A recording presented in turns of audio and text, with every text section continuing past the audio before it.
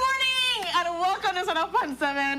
My name is Natasha Wascon. Good morning, everyone. I'm Kevin Mendes. Welcome to your Monday episode of Sunup on 7.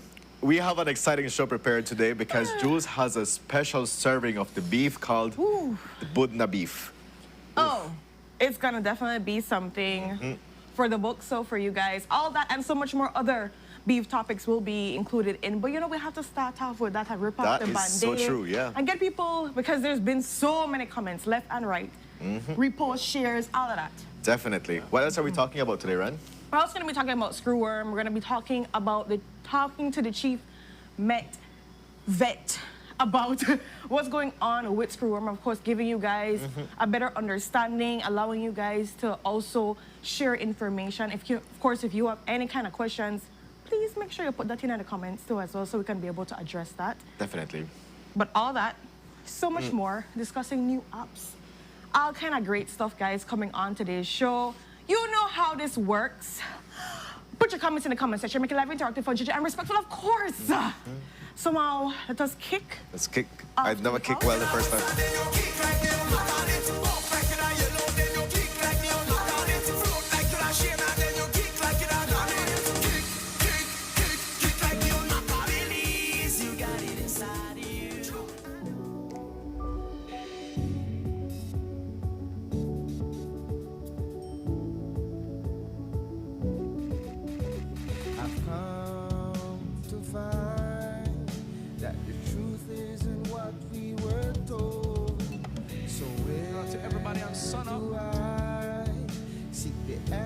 That's worth looking for today.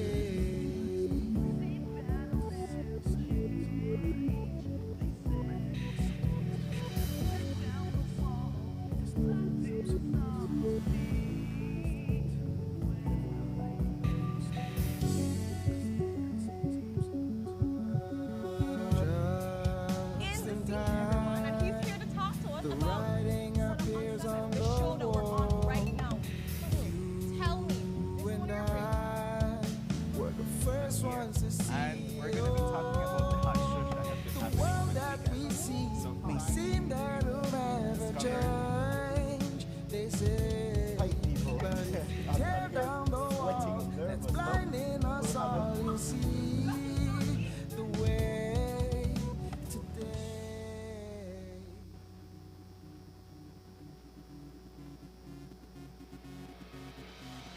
A place to call your home, a place where you can go. Stand by me and we'll take flight. We'll be there at morning's light. Good morning, everyone. Welcome to your Monday episode of Sunup on 7. It's August 25th. Once more, welcome to Sunup on 7. And thank you so much for sharing the space with Renata and I. We're very excited for today's episode. Let's get started by having a look at the weather, courtesy of the Belize Met Service. Good morning, Belize. Our latest radar imagery for this morning showed a few showers and isolated thunderstorms, mostly over the southern parts of the country.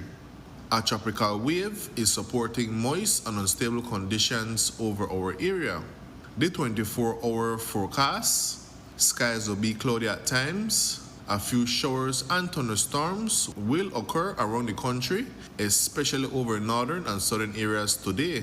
Then, shower activity will decrease and become isolated tonight, except for the south, where a few more will redevelop. The maximum temperatures for today will reach 85 degrees Fahrenheit along the coast, 91 inland, and 79 up in the hills. The low temperatures for tonight will be around 81 degrees Fahrenheit along the coast, 74 inland, and 68 up in the hills. The winds will be from the east-southeast at 10 to 20 knots with higher gusts, and the sea conditions will be moderate to rough. There is a small craft caution in effect for occasionally gusty winds and locally rough seas, especially near heavy showers and thunderstorms. Operators of small craft are advised to exercise caution. A high tide will occur this morning at 10 past 11, followed by a low tide this evening at 5:44, another high tide tonight at 11:30, and another low tide early tomorrow morning at 5:56. The sun rose this morning at 5:37 and will set this evening at 6:11. The moon will rise this morning at 7:35 and will set tonight at 7:48. The outlook for Tuesday and Tuesday night: skies will be cloudy at times. Shower activity will be generally isolated, with a medium chance for a few more over the south Tuesday night.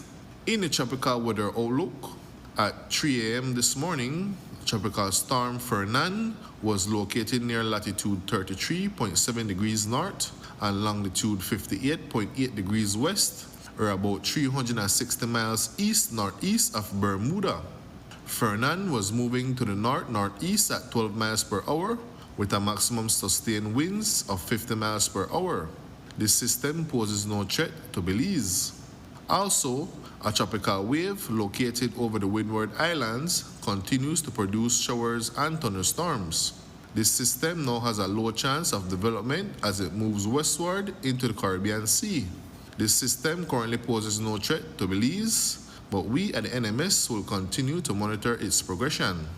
For a review of our forecast and other products, please visit our website at nms.gov.bz. With that, we end this morning's forecast from the Belize National Met Service.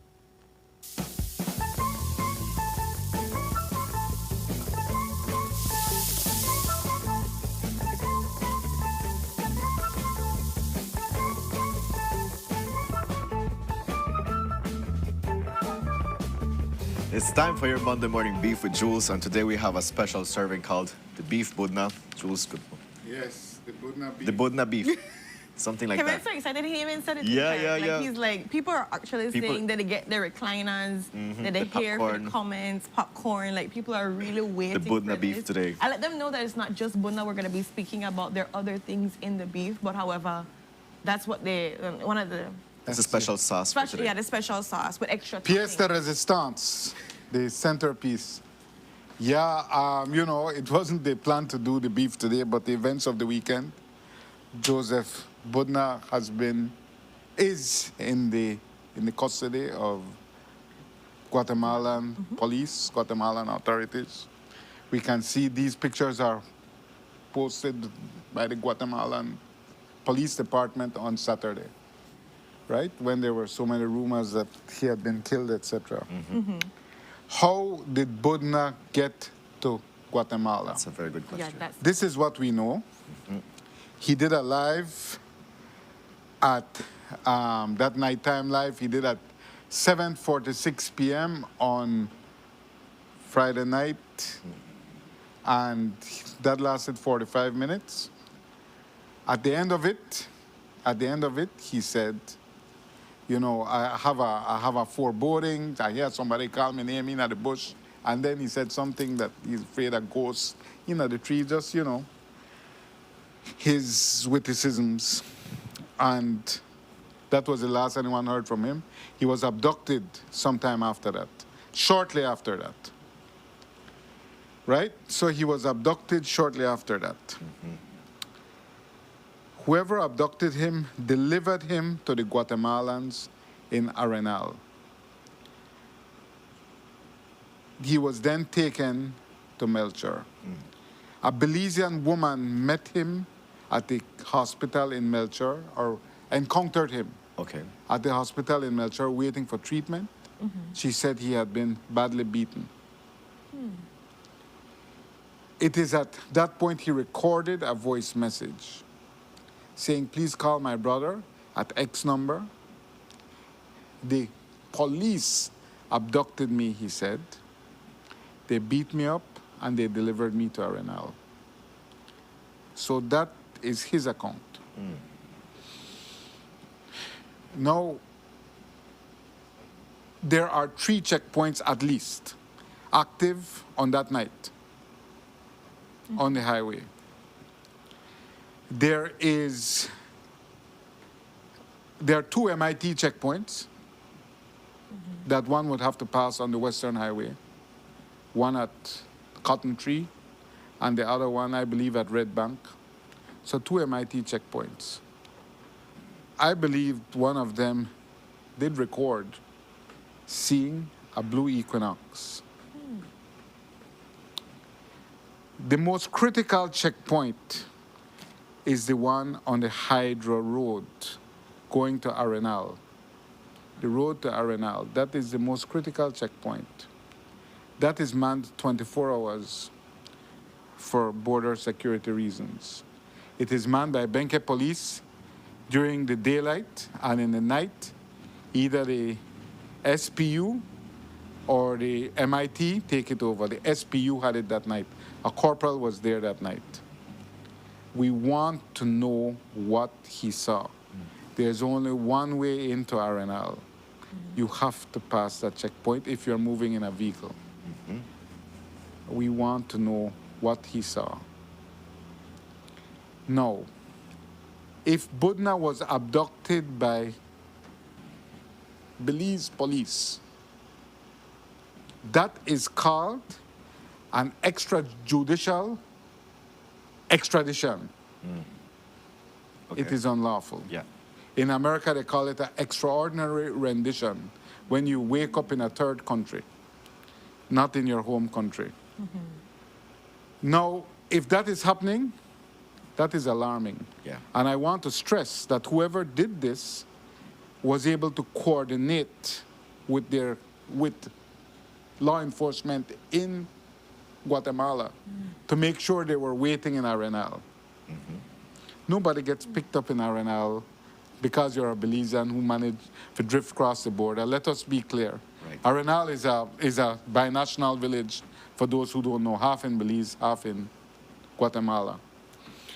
If Guatemalan actors, whether they be bounty hunters, whether they be law enforcement, came deep into Belize's interior of the Orange Walk district, were able to abduct a Belizean citizen and transport him across the border through multiple checkpoints on multiple highways, then we are in a very dangerous state. Yes. If foreign actors were able to do that, To all of that. unimpeded by law enforcement, that is why it lends itself to the theory that Budna claims that he was abducted by Belizean law enforcement. Now, why would this happen? Yeah. Why would he be abducted by Belize law enforcement if that is the case? That's the case. And I'm not saying they're acting in the lawful execution of their duties. Belize police officers can be hired to work privately. That's true. Budna had many enemies in Guatemala and in Belize. Let us understand that he was arrested in Guatemala in 2012, convicted in 2014 of running or participating in a kidnapping ring. The persons kidnapped or alleged to have been kidnapped are the children of rich persons. That is how you demand a ransom. That is what he was arrested for. He told us at the time that these persons were willing participants in a kidnapping scam, basically. That they would pretend to be kidnapped and then you get the money and you share it with them. That is what he claimed in his defense. I'm just saying he has ticked off a lot of rich people in Guatemala. He escaped in 2019. He was sentenced to 25 years. He escaped in 2019. He came back to Belize, where he has been convicted before for aggravated assault of a minor and pedophile-related charges. In 2000, he was convicted. Yeah. When I met Joseph Budna in Belize in late 90s, it is because he had run a classified ad in the Mandela offering himself as a spiritual healer. He was doing spiritual healing on the street. Let us be clear. Joseph Budna, as we now know him, is a citizen journalist. He is a folk hero. Belizeans love him. Many Belizeans hate him because he has a criminal record for child abuse, for abuse of minors. And, but his genesis in public life was as a spiritual healer. Joseph Budna, my good people, is a con man. Yes, he's a beloved citizen journalist, I understand. But he is a complicated and problematic person because of his criminal record. Because up until recently, last year, when he did that interview right here at Channel 7, it's because a minor, a 16-year-old, had been killed in his bedroom, shot and killed. Budna was also injured. So it's problematic when you're talking about Joseph Budna. But all that aside, and the fact that he's a fugitive from the law in Guatemala, all that aside, he's a Belizean citizen. He's entitled to rights and due processes of any citizen. If a citizen can be abducted in front of the police station in Orange Walk, where he did that live, that happened in front of the police station. Yeah. If he can be abducted and spirited away to Guatemalan authorities through multiple checkpoints, then all of us have a reason to be concerned. It is something that has to be looked into and answered at the highest level. Joseph Budna does not have any friends in the government. Just the day before he went missing, he was arguing with the Prime Minister at the People's Stadium field. I think we have footage of that. He was doing a live out there, and well, as everybody knows, the Prime Minister knows how to do every job in this country the best. And the Prime Minister came to lecture him on how he should do journalism. He lectures all of us. He knows, he's all-knowing, he's omniscient. And he lectured Budna on, you shouldn't, because Budna was criticizing the woeful state of the field. All right. And the Prime Minister said that, you know, you have to focus on the good that the government is doing. You see, because in the Prime Minister's mind, the press only exists for public relations. That's our job. We have to, so he was lecturing Budna. This is the day before. I am just saying, he has no friends in the government. Oh, no. So many in the government, or many in various sectors of society, I'm sure are glad he's gone and say, good riddance. Fine. However, if that can happen to a citizen, we need to all be concerned. There is due process. There cannot be an extrajudicial extradition. And if it is not Belize police involved, as Budna directly claims, if it is not Belize police involved and it is Guatemalan actors involved, then we are in worse trouble. That means a foreign enemy can penetrate deep into our interior and extract a citizen through multiple checkpoints.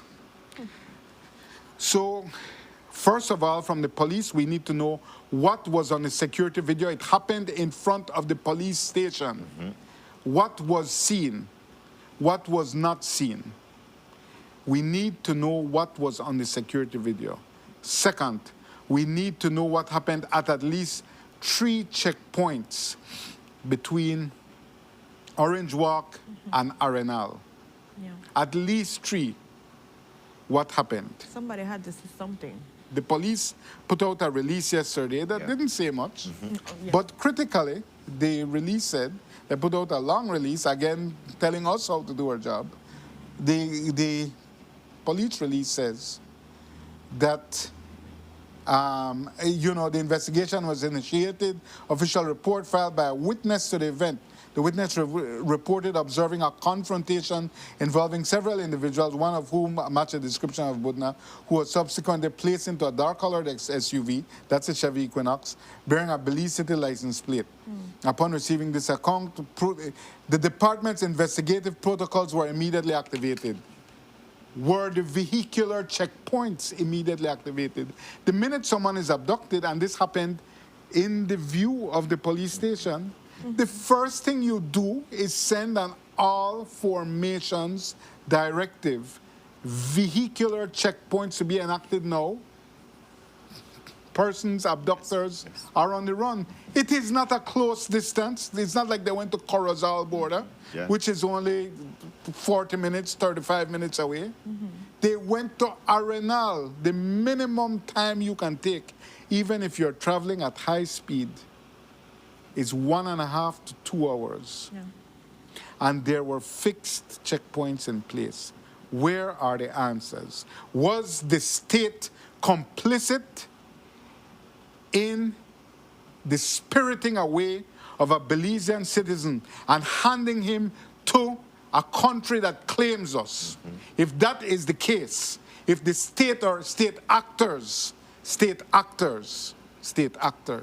had any complicity in this at all, we are in serious trouble. Yeah. There is a minister in the north who throw a threat. Right? I will be very vague on this, but I have spoken directly to a Mennonite gentleman who told me, this guy told me certain things and did certain things, but told me certain things that seemed like a direct threat to my safety. The man is no longer living in country. But these are big people. And there is a pending case against Mr. Budna for cyberbullying of a PUP area representative. Right? Ramon Cervantes from Orange Walk North. There's a pending case against him. He is not a politically favored person. Now, as journalists, we should all be politically disfavored. Whoever is in power or not in power should despise and fear us. However, when you operate with the cover, under the cover of an established media house, you have more protection. Mr. Budna, as a citizen journalist, was exposed. He's a one man, and he stood alone. It's not, if you want to take someone like that out of the equation, it is not impossible. It is quite simple in a country where life is not that expensive. So, the position we're at right now is that the authorities have some heavy answers to give, and they must give it urgently, because the public sense, if we are living in a country where this can happen, we're not living in we real Belize. No. What we think is Belize. We're living in a simulation, Yeah. right? If citizens can be extrajudicially extradited with complicity of state actors, we're in trouble. If a foreign actor can come in and do that, we're in worse trouble. Yeah. So Either way, it's seriously bad. And I want to be very specific here. I am no defender of Mr. Budna because his history is complicated. He's convicted of multiple serious offenses and crimes against children. Yeah. We cannot run away from that. Convicted, not accused, convicted. Yeah. However, he made reports to the police about politically connected people who assaulted him on camera. Multiple reports, and nothing was done. Why? Because police say, he na Batiman. Sorry for the word. I know it's an offensive word, but that's what they say. They can legitimately say, he's a pedophile, because he was convicted for that. I understand. He's a problematic person. Problematic. yeah. His sexuality is obviously his choice, and that's no reason to discriminate. However, I believe he was an enemy of the political directorate. And I believe this based on the fact that he made multiple complaints of people assaulting him, including a politically connected person in Corozal, a politically connected person in the south, in Orange Walk. And both times, both complaints, which were clearly assault, went unanswered. Police made no arrests. He did not enjoy the protection of the law that regular citizens enjoy.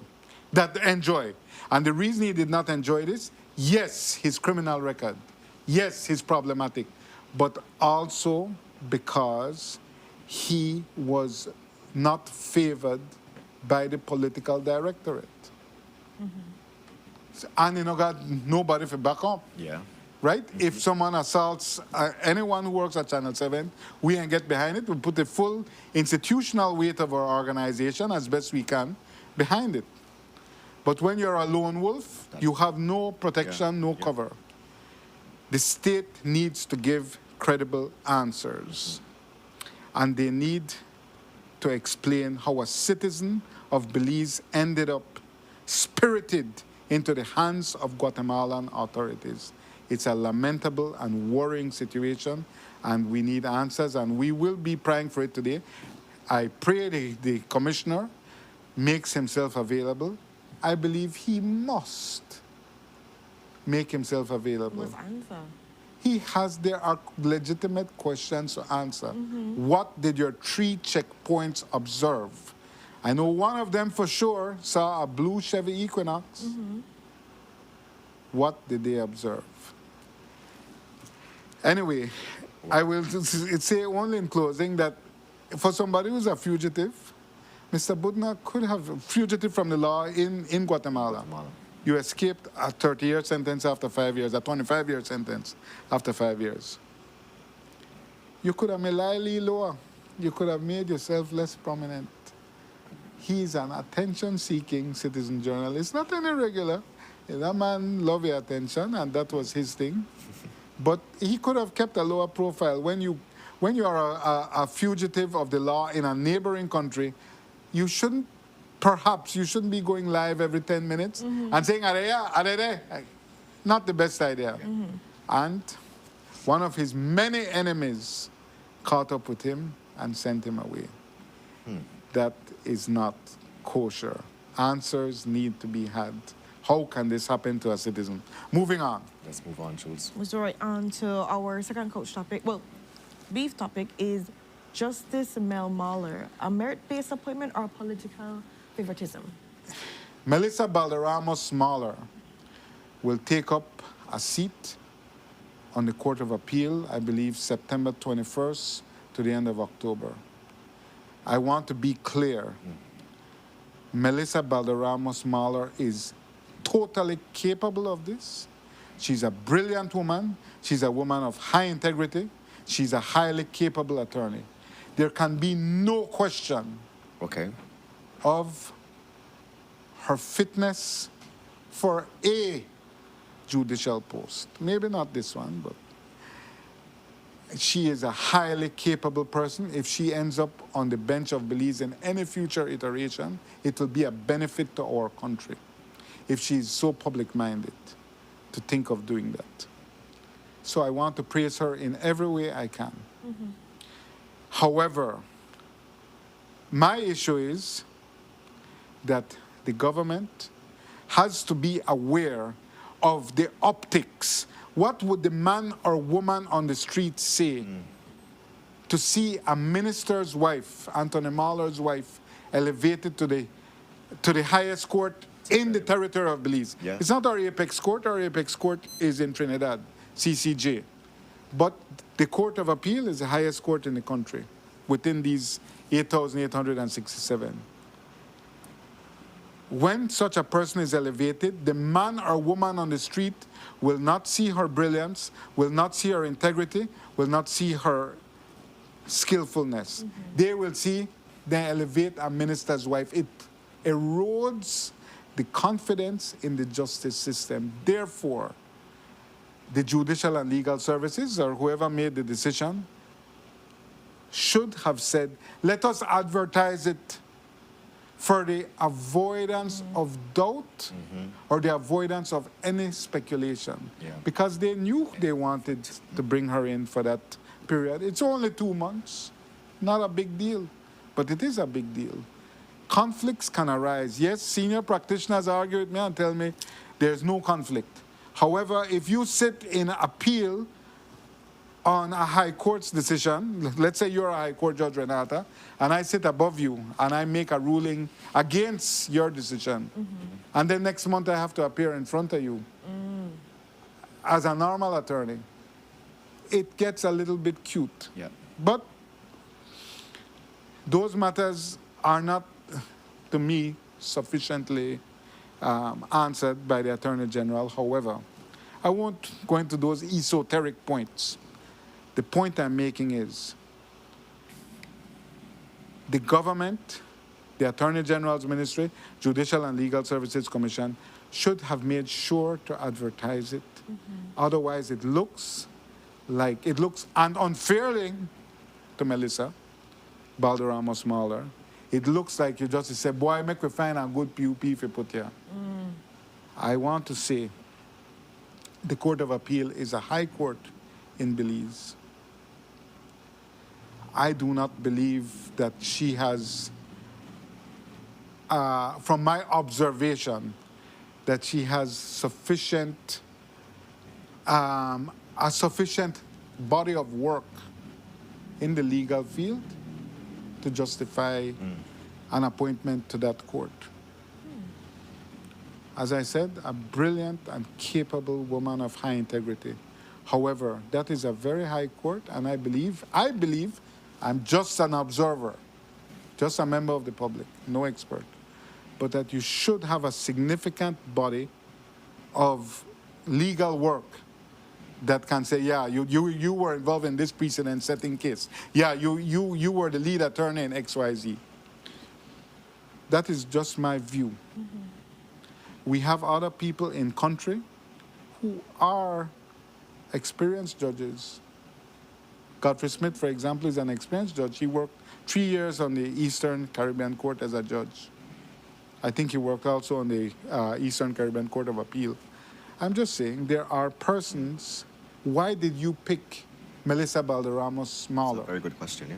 Why did you pick her? Is it because she's a minister's wife? Is it because she's politically favored? She just got her senior consulship.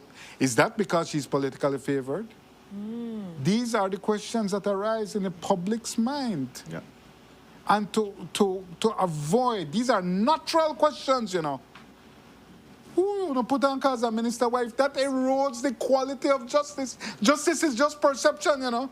It's very hard to run a justice system where normal humans sit in terminal judgment of other humans. That's true. And if nepotism was not so blatant in your face, then you would be able to say... If nepotism was not the practice of the day, that is currency in our country. Yeah. So if we lived in a country where there was no nepotism, and you see something like this, you say, all right, well, we don't have nepotism, but we are a country defined by nepotism.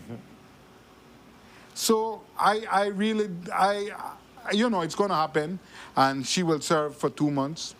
But I do think it could have been done more suitably, and it would have been a credit to her reputation if it were done more suitably. Again, no personal beef, brilliant, capable, integrity person.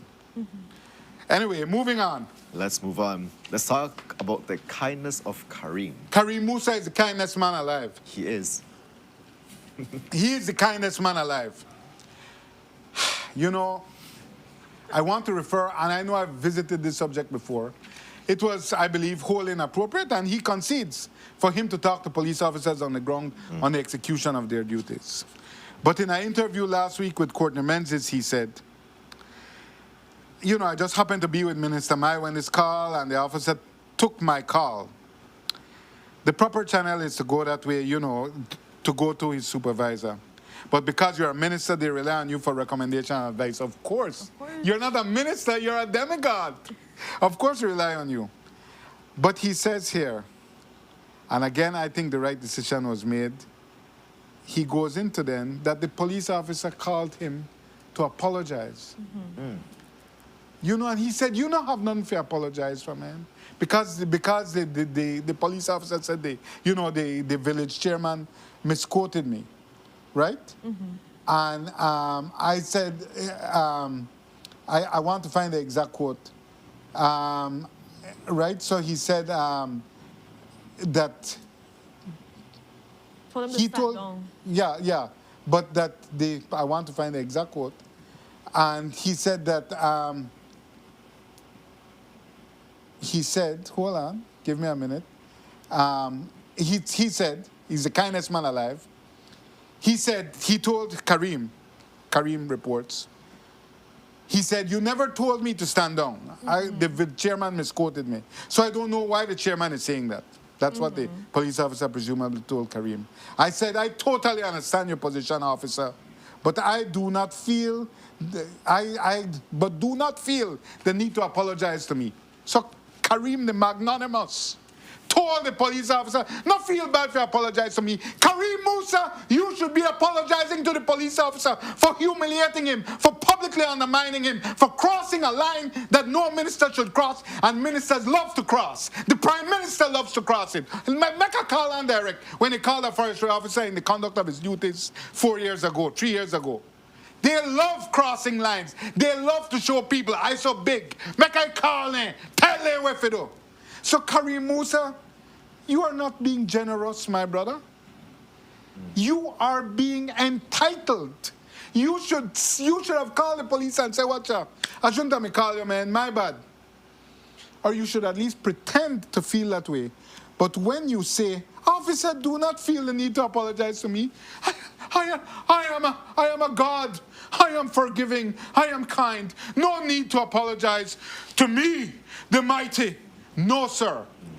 You are losing your place. You crossed the line. You ran a red light. You defended a man.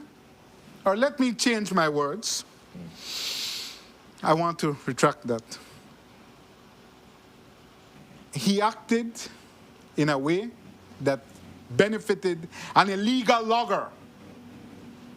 He acted in a way that saved an illegal logger from the proper determination of the village chairman that they were logging illegally in my village. You only have to go 100 feet for seat. Literally, you have to go 100 feet. And you can see that they were logging in Boston Village for which they did not have a permit. Right. Minister Musa says it is not a police matter. It's a civil matter. No, sir! When vehicles are on the road moving logs, police routinely check them if they have the forestry department stamp. I don't want to say the other part, that they routinely check them. If they don't have the stamp, they tell them, boy, you need to drop your hand. Let me not be unkind. But they routinely, that is a law enforcement matter. That's a criminal offense. Many of these logs did not have stamp. Blind-eyed James, he could have seen it. He acted improperly and in a way that benefited an illegal logger, that ended up benefiting an illegal logger who the chairman had properly identified as an illegal logger. The apology was to have been given the other way around. These ministers, and I speak for the PUDP because this is their habit. They could call man and woman. Make a call and tell them what to do. Make a call and tell them if you give me friend and blind. No, sir. That is inappropriate. Minister Musa ended his statement of magnanimity in saying that all's well, hold on, let me find the exact quote. The right decision was made, which is that, that this is an illegal logger, and everything worked out. In the end, the chairman was vindicated. Forest Department did their assessment, and Channel 7 got an amazing story. So everybody's happy. All's well that ends well. It did not end well, sir. They raped the forest. Can we please show footage of the denuded, deforested, unlawfully done? The Forestry Department was called multiple times and did nothing. This is a temporary logging license. Politicians get these licenses for favored constituents. Hosemai says he had no role in it. Okay. Short-term logging licenses are gotten by political favors. Somebody did them a political favor. All's not well. The chairman cried very memorably. Why did he cry? He cried because his children will never know that forest. Because that forest has been clear cut. It has been raped of every tree from malmie tree to mahogany tree to sapodilla to anything that they could get their hands on. It is not ending well. Yeah. This is not a happy resolution. This is a crime. It is a tragedy. And the minister should lament this sad and lawless ending that he made a call to say, let's not move. That is the chairman crying real tears because his children will not see or know this forest as it was, the virgin forest, because a short-term logging license was given. All's not well, Karim Musa, sir. They clear-cut this forest. They raped it. That's not all's well that ends well. The chairman is vindicated, but the forest is gone. Yeah. You can't plant back that tree. So, let me try and move on from that. Point made. I hope I never have to revisit that case. No. Yeah, and then the last two are quick. So we're going to look at, of course, remember we talked about last week about the cops that are not showing up to Ranchito, airstrip. And Yeah. we're going to look at why the cops aren't showing up. Why don't So now we got a police memo last week saying that police officers are not showing up to the Ranchito. Corozal, to the Ranchito airstrip. And that, you know, it's now mandatory duty. It's no longer special duty. Means you no longer get paid. Because they never made a show for special duty. So you don't have to do it free. Of course they are not showing up, sir. Because your corrupt government signed a $28 million in contracts. Not including Ranchito because they signed, because we're not serious. That's why they didn't include Ranchito. For a clown contract. A clown contract. They signed for $28 million. And yet it's the police who have to go work there. They're not together $28 million. 2 contracts for $28 million. Oh, but the contracts have been, we've suspended those. So what's the plan now? So police, so you may want to give your crony there multi-million-dollar contracts. That was cool. Oh, but that dropped through and Jules find out and the whole thing gone in water. So just want to send the police there. Make them work. No, that's special duty and a whole scam. Because I know multiple cases where special duty work and the policeman don't get paid the full amount. A bigger policeman gets paid the full amount and then he handle it. But he handled it at a much lower amount. Give them well if whatever. Exactly. I know of multiple cases, one at a ministry. I am just saying, of course they won't show up.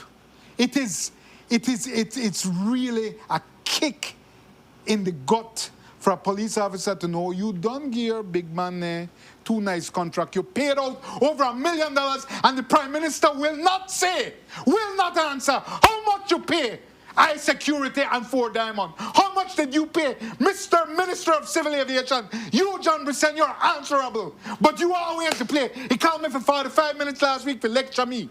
Because he know how all we for do for we job. I'm willing to take criticism. I'm open to it, and I accepted his criticism. That it was about Sarah, and we'll get to that in time. I'm trying to talk to the head of BTS. I don't mind anybody call me to criticize me or correct me. However, you, sir, all that we have to do a job. All of us are not doing it perfectly. All of us are flawed. No one more than me. Accepted. But you have to do your job, sir. You have to tell people, okay, so we cancel the contract, but make we tell you know how much we pay out. Yeah. We paid $750,000 up front to X company. We paid the next one, we start paying in March, and we paid them $550,000. Here's the value we got. No. Oh, no need to know that. That if we no wonder the police no want to go work. It is an insult to them. We don't pay for we big man there. We don't pay for we big man. We do this stuff for we thing. So, moving on from that, blood pressure still good. 110/60. You want to check it? Check it, Red. Rather check it at this point. All right, we're winding down. Yeah, now let's talk about how Said Perdomo raised $100,000 donation in 2 days. I want to say this. Respect to Said Perdomo, Respect to Mr. Gamboa. They did a great job. But, you know, it's really one of the most remarkable events I've seen that, you know, this thing may got so bad for ANR. Yeah. And it turned around so quick. And Ms. Aldo Urbina must be eternally grateful to Said Perdomo for changing the energy. The whole narrative. And he did that out of his own, right? You know, they try help nobody. It's just a generally community-minded individual. Fine, but let us understand the success of this. He was able to raise, in cash and donations, $90,000+ in school bags in 2 days. That's crazy. 50,000 in cash, 50,000+ in cash, and in-kind donations, another 40,000, 35,000. He was able to do this, you know why? And respect to Mr. Gamboa, because no politicians were involved. Because they know that Mr. Gamboa is just a gay. But anything you give to a politician, the first thing they're going to say is, how your mommy vote, baby? How your mommy vote? Who there, ma? Oh, no. You can't get nothing. That's how politicians are. They pick political favorites. Mr. Gamboa, to his credit, now say no politics, he just made a gay. That is why people, that is a part of the reason people jump behind it. They also jump behind it because Said put in for his own money. Said Perdomo put in his own money. People were encouraged by that. But my point is that the success of this is because it was depoliticized. Okay. Because whenever a politician grants you a favor, as the song said, they will try to control your every wish. That's true. From there on. You remember I give daughter that school bag, right? They love when you beg. They act like they don't love it, you know. It pressure them. But they love when you beg, because once you beg, that means they can control you. Yes, you pressure them and then feel it in at a minute. But they know that they will cash in that political dividend on election day and say, Renata, remember when I give you lead daughter that thing? So, the success of it is because it was is largely, not solely, but largely due. People are shocked that business people have this kind of money to give. It won't hurt them. They just do not have credible causes to support. Yes, they give politicians the same kind of money, you know. They give politicians the same kind of money, they give them more. But you know where that go? Favored friends. Yeah. Right? That's true. That's true. This one was community-oriented and great success. Many kids got school bags. Respect to the effort. I know Mr. Gamboa, Medellina, PG, yes, sir, in Barranco. All those villages along the way, everybody gets school bag. And I hope it can turn into some kind of annual drive. But Mr. Gamboa also got work for the cause SPU was manning the checkpoint, the Hydro Road checkpoint, on the night that Budna disappeared. So as the head of that formation, he also has some work to do and to check with his corporal who was out there that night. Anyway, moving on. I just want to touch on the carifesta. Carifesta. I understand, man, it's difficult in culture, and I know you don't get funding, but I'm feeling leeway. I'm feeling leeway with the Belize contingent in Carifesta. I felt we were underdressed for the occasion. Yeah, a T-shirt. T-shirts, you know, and I want, yes, I understand. We never really care one strong, although Gilvana is performing there, we didn't really take a strong, you know, we took a lot of creative artists or artists, artisans who make things. And so we didn't take a strong performing group. I understand that. But we came out to a truck. We came out in T-shirt. Bermuda, which came after us alphabetically. Bermuda, I don't know if we have the footage, guys. Bermuda is a British overseas territory. They are owned, they're a colony then, a modern day colony of the British. Are we able to find that footage right after Belize? I think it's at like the 1 hour 41 minute mark or something. They came out full Gombe dancers, which is almost like Janko, no? They came out in full combat dancers. If we could find the footage, I think it's at right after Belize, 1 hour 51 minutes or 1 hour 41 minutes. But I'm saying that we look bad in a traffic for Belize.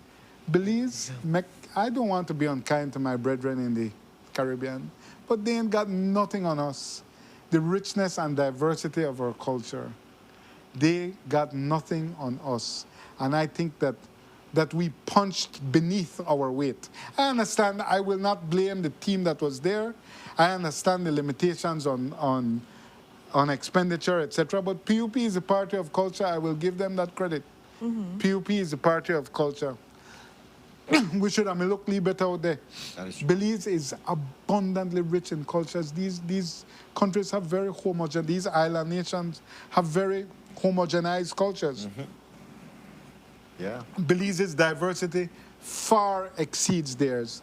I know, I'm not trying to blame anybody, but we did not impress. We punched way beneath our weight. I know it's just the presentation, the parade of nations. But still, it's an important part of the event. Because it sets a tone to us Introducing well. your Yeah, country. introduce it. They don't got nothing for we, man. We have such a... We could have, even if we never had no choreographed dancers, so we could have the outfits at least. So everybody display a different outfit or something along that line. Yep. I think it was... I know there are failures in funding, but I don't want to be unkind because I'm a culture people, but I think it was also to some extent a failure of imagination. A failure to think creatively. But I won't go into it too deep. Wow, we're way over time. Anyway, on the news, we'll have a lot more on the Budna situation.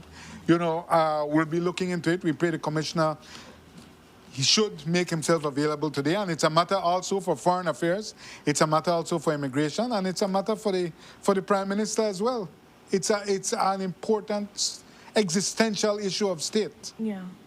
It's something that has to be looked into too as well. And I think people need to just take off the fact of Budna's history and look at what is happening and the as a problems citizen. that could be as a citizen and the seriousness this could be able to have and cause. Because like you said, either way the situation will be rough. If it's a thing where Guatemala was able to come in, or is it a thing that they were working possibly, allegedly, with Belizeans to make something like this happen. Either way, good. It's a problem, yeah. It's a problem.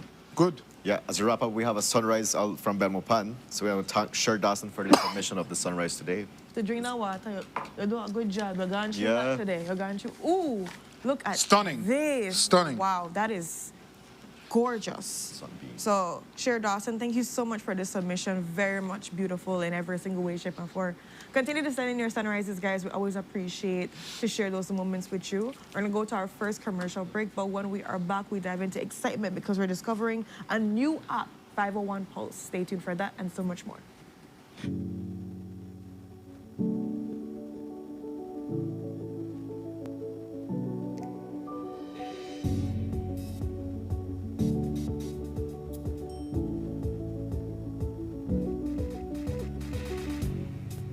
Hi, have you heard about the expungement of criminal records?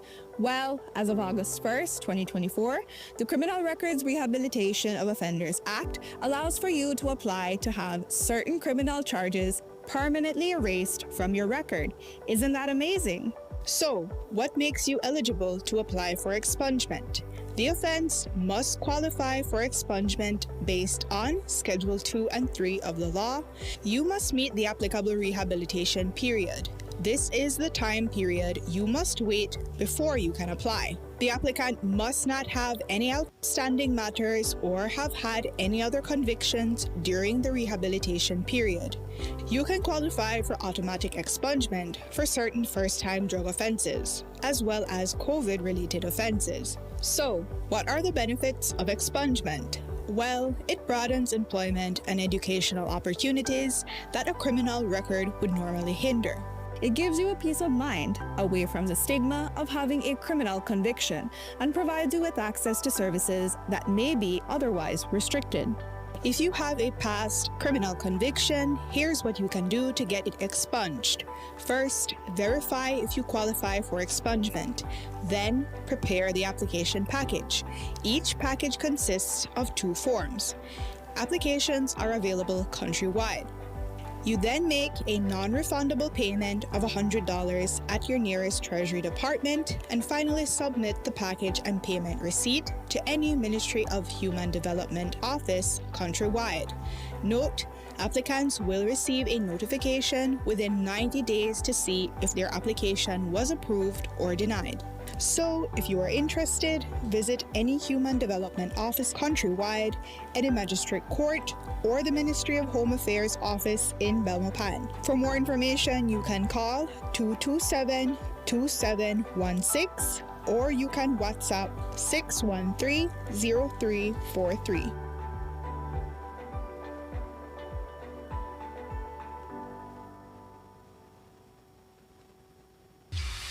It's here, the ultimate party of the year, as Empire Entertainment and Magnum presents the biggest, I say, the biggest pre-Juve party. Now this is as big as it gets. It's gonna be a fat till you wet. Street Fat! She said, take it easy, I will do the work. I in a good spirit, I drink in a good spirit. It's all going down at the Marion Jones parking lot on Friday, September 5th, starting from 7 p.m. until 4 a.m. We're talking about unlimited water, paint, CO2, all powered by Nuffier DJs. Are you getting the feeling, baby?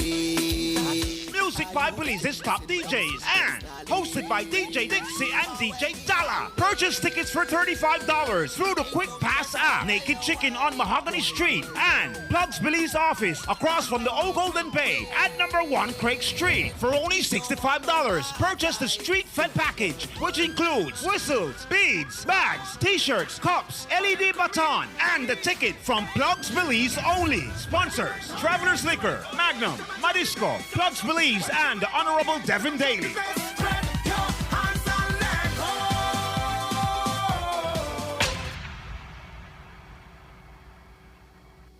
Welcome to the V Department Store.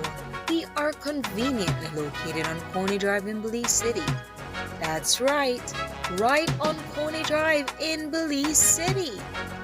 At the V Department Store, we offer a wide variety of groceries, cosmetics, kitchen appliances, kitchenware, electronics, and more. We've also recently expanded to the second floor to better meet your household and office furniture needs. We now have a wide variety of furniture, home decor, and accessories. We have a shared vision for a comfortable and customer-friendly shopping experience. Visit us today and be warmly greeted by our reasonable prices and cordial staff. The V Department Store. Experience the ultimate shopping destination.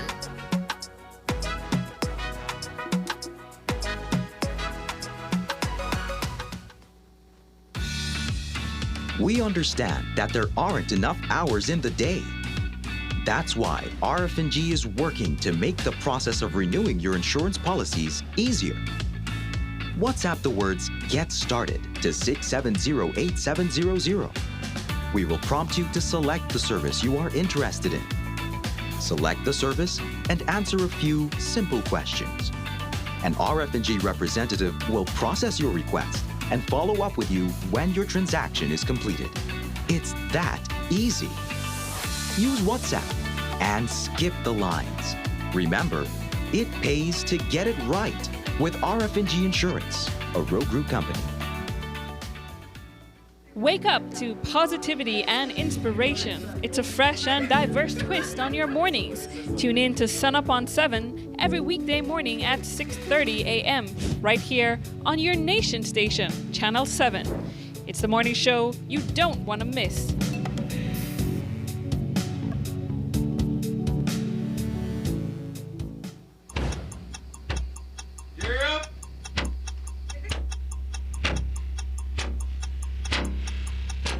These charter means aren't We're navigating along the coastline. This morning, the 2023.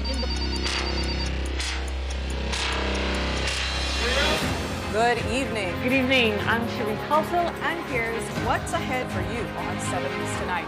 We've got details of these and other stories in our newscast for tonight. Good evening. With your news, I'm Indra Craft. Please, you're watching the Nation Station, Channel 7.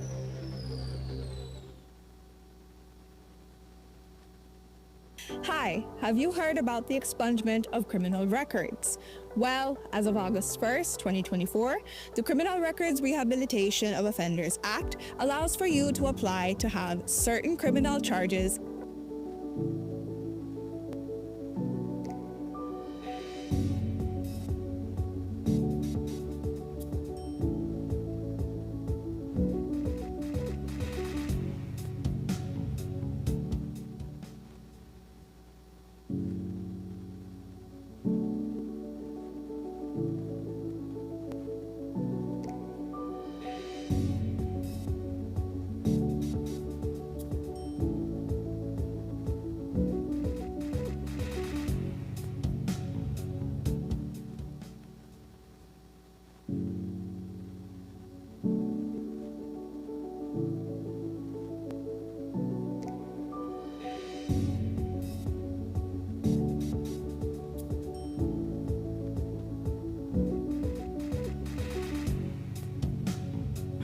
Good morning, my beautiful people. Welcome back to your Monday episode of Sun Up on 7. Just before the commercial break, we had the Budna beef with Jules, and it was a very fire one. If you missed that opportunity, you can always go back and watch the recorded live. But we also encourage you to stay tuned to our social media platforms on Facebook and Instagram to know who our guests about conversations they bring to the show. Let's move on to our next conversation. And right now, we're going to be talking with 501 Pulse. They have a new app that we're going to find out what this app is about, and of course, what is 501 Pulse. Joining us via Zoom, we have Verlene Pitts, the founder, and Reese Petio, the developer of the app. Good morning to you both. How are y'all doing? Good morning. Good morning. Hi. Good morning. Good morning. Well, Thanks for having us. Good morning, Kevin. Good morning, Belize. Good morning. And Thank you so much for joining us. We are thrilled to introduce 501 Pulse. It's a platform created for Belizeans by a Belizean. And I'll hand it over to Reese since he's the developer to tell us a little bit more. We're excited to talk to you guys about it. All right. Awesome. We're very excited to talk also to Reese about the developer, about the app that he created. I think it's also important for us to know more about 501 Pulse for people that are just listening to the first time about this conversation. So, Verlene, could you give us that insight before we talk to Reese? Okay. Hi. Good morning, Renata. I did not see you in the frame just She now. is right here with me. Can't have Sun Up with Renata, without Renata. So 501 Pulse is actually the name of the platform. And Ariel Lightfoot and myself teamed up with Reese because he developed the app. And the app is basically, coming out of the Diaspora Summit, one of the things that we noticed was the need to stay in contact and for Belizeans everywhere to know exactly what's going on. And it could be a challenge staying connected. And so Reese brought the idea to us. He had the idea to make sure that there's like a one-stop shop for where you can find all things Belizean, all events. Ooh. So whether you are in Barranco or Belmopan or you are in Brooklyn, it doesn't matter. You will know everything that's happening in Belize. Wow. You have home at your fingertips, basically, right? That's so exciting. So now let's find out how this app works. Are you curious, Red? Let's talk to our developer too as well to see what went into his mind and how it came out to be what it is right now. So talk to us a little bit about Reese.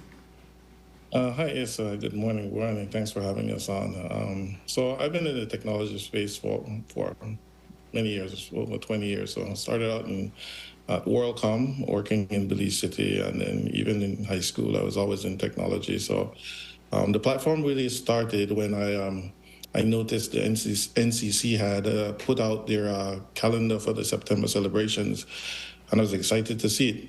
And they had a QR code. I clicked on the QR code, and it sent me to a PDF document. And I thought to myself, well, there's probably better way to do this than to, send a PDF so people could see the events and whatnot. So that's where the idea really started, in that taking what NCC had done with the PDF and turn that into an actual app that people could use in their hands.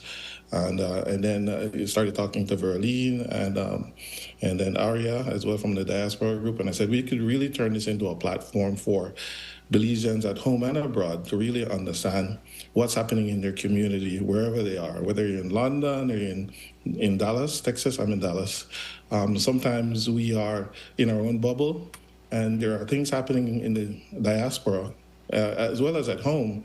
And we don't necessarily have all the information that we need, time, place, may have it pull up on a Google Maps so we could actually, drive there, get directions. And so I said, you know what? I challenged myself. I said, if I could knock this out in a week or two, then, we'll put it out there and see what people think about it.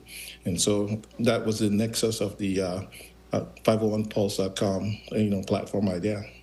Wow. So are we saying that the app is currently available and people can already start interacting with it?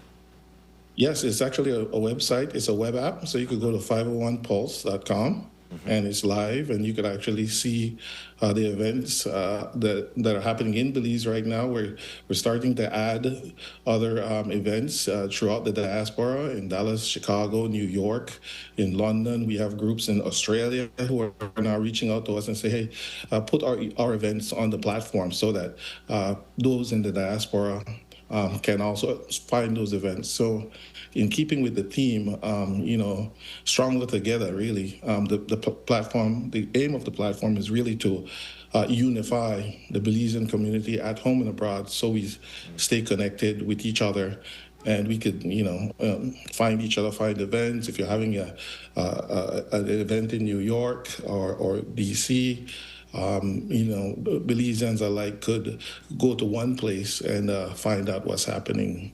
I thought about, some people said, well, Facebook is the place to go, but Facebook can be noisy and distracting at times. And sometimes you just want to go to a purpose-built platform to quickly find out what's happening around you. And then get all the details in one place instead of, calling 20 people or searching endlessly through Facebook for information. So that's really the hope of the platform. Wow. It also gives Belizean businesses at home and abroad the opportunity to market to a Belizean audience or Belizean connected audience. So that's really the, overall, platform goals is to connect to each other in the Belizean diaspora and those who are connected to the Belizean community as well, because it's much wider than just us Belizeans. Wow, we have to congratulate you for, taking the initiative to come up with this app. The fact that you said we have a central hub where everybody can go and know what's happening home is such a fantastic venture. So we highly commend you and your team for coming up with this amazing web app, like you said. I see Aria put the website in the chat too as well for people that are in the chat that want to be able to and connect. Also the QR code was shared on our screen for people that want to scan it and be able to connect with it. You kind of hinted at already what is the future of 501 Pulse. But can you give us some details into what the future of the platform is going to look like? And for anybody that's interested in collaborating with you and your team, how does that look like? So the app is kind of is very user friendly, and there's on the app itself there's sign up forms to connect to us directly. There's also, if you're having an event, there's an event section where you could actually submit an event for approval. As well as for those advertisers who want to advertise to the Belizean community, there's a section in the app there, so they could actually connect to us and let us know their intent. So it's very user friendly. It's mobile first, so it works seamlessly on any phone, and you don't have to download anything. So that's how they could connect with us to get their events. And so a lot of other communities were missed by the NCC PDF, places like Hopkins, Placencia, other villages, Ladyville, Hattieville, I'm sure they're having events, but the official calendar that came out didn't have those things. So for those communities, feel free to reach out to us, and we'll put your events on the platform to make sure that those people who are in your community or connected to those community could know what's happening and where to go and see, in a Google Maps, in relation to where they are, how to get to these events. I love it. And then also, Go ahead. also, I wanted to add, it wouldn't just be the events that are happening in Belize. So Reese mentioned all those communities that might have been missed from the official calendar, but also we are having celebrations in different parts of the world when it comes to Belizean celebrations. So for all the events leading up to September 21st, things that are happening in New York, things that are happening in LA, things that are happening in Miami, all of those events, you will be able to go ahead and pull up and find on the app. So if you are traveling, if you're visiting New York, you'd be able to go ahead and pull up and see, okay, well, what's happening, today in New York, and it's a Belizean event, it would be on the app.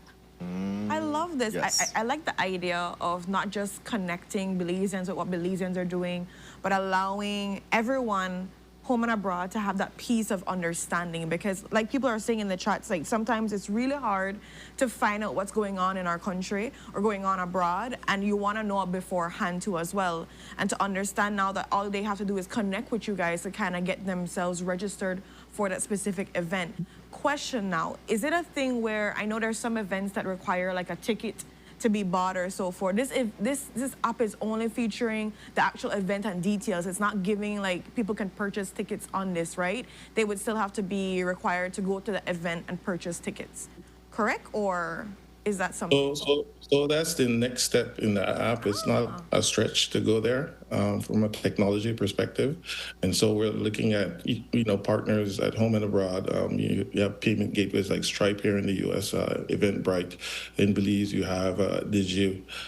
You have QuickPass, you have Easy Cash, and so definitely, we're open to collaborating with those financial institutions who would like to put their widget so that people could, pay, for the events, as they scroll and see what's happening in the country and outside of the country as well. Definitely. I think also it's a great opportunity for people that are traveling that might want to connect with a Belizean community somewhere, because I'm sure there's Belizeans everywhere around the globe, right? So you might, at some point you might want to connect because you're feeling like homesick or something. And there's just this connect event with community, happening. and then you say like, I wonder if there's something happening here in Germany, and you might be able to come up with something taking place there. So absolutely a great opportunity and a great way to connect with people. I have a question from one of our viewers who's asking if the app allows people to have like an alert of an upcoming message within their geographical space, or is that something that you would consider, in the further development of your app? Yes, yeah. So we're definitely adding features as we go, and those things are not a stretch for us to get to.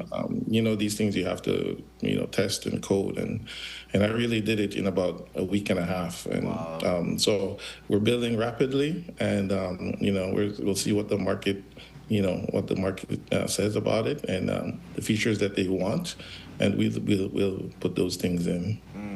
Yeah, I'm curious, like at the end of the day, how do you feel to have accomplished this app? Like, what's your emotion like knowing, okay, I worked on this, took me so much time, and now like it's up and people are connecting with it? What goes through your mind and emotions running through you? I mean, it's a classic case of, I think it goes in line with the current theme, stronger together, rising, forever. And so it's one of those things. I saw a need, and, initially I was going to complain, but I said, you know what, I have the requisite skills to actually make a change. And be the change that we need. So I think every Belizean, has those necessary requisite skills, whatever medium that they have and things that they bring to the table, and could, add to the pot. And I think, ultimately it's my responsibility as a Belizean in the diaspora and a Belizean who frequents home that we contribute in any way we can. And so this is just one contribution. I have other projects coming along as well, so Nice. look out for those as well. Awesome. We're definitely going to love to have those conversations with you on the future projects. And of course, big up to yourself and the entire team that's putting this together. I want to remind people once again that are having events, where can they go directly to be able to contact you guys to put their events on the app so to make sure that they're a part of it? Because whether it be these huge events or small events, or so people should get that right or understanding to know what's happening in that area nearby them, if they're going to be visiting someplace too as well, to keep that connection happening, to keep, you know, people participating and keep people very much lively into what's going on with September, with Belize, and in general too as well. So where can they go? Again? They could go to that 501pulse.com, go all the way to the bottom. There's a contact us form there. They could fill that out, and we'll get the message, and then contact them via either their WhatsApp or email address. And so definitely looking forward to like the official stuff from the municipalities that were missed. So we could get those in quickly. So I think those would be somewhat priority for now. And then obviously anyone else who's having events in line with the upcoming September celebrations, we'll try to get those in as well. But again, long term, this is a platform that's going to be used for 19th of November. So Battle of the Drums is coming up. We have the different events happening in Dangri here in Hopkins, and then again Christmas and then Easter. And so this is going to be a live app, meaning you could go there and we always get fresh information about what's happening in and out of the community, whether that's Belize or the outside of Belize. Well, we thank you so much for giving us a proper rundown of how this event, of how this app works. As we start wrapping up this conversation, Verlene, we're going to ask you for your last words. How do you feel to now see this 501 Pulse up and running? Sorry, I missed that last part. You broke up. It's a question for Verlene. We're asking her for her last words and how does she feel at now seeing this accomplished? Oh, so no, we are very excited. We just want to make sure that Belizeans, wherever we are in the world, are in the loop.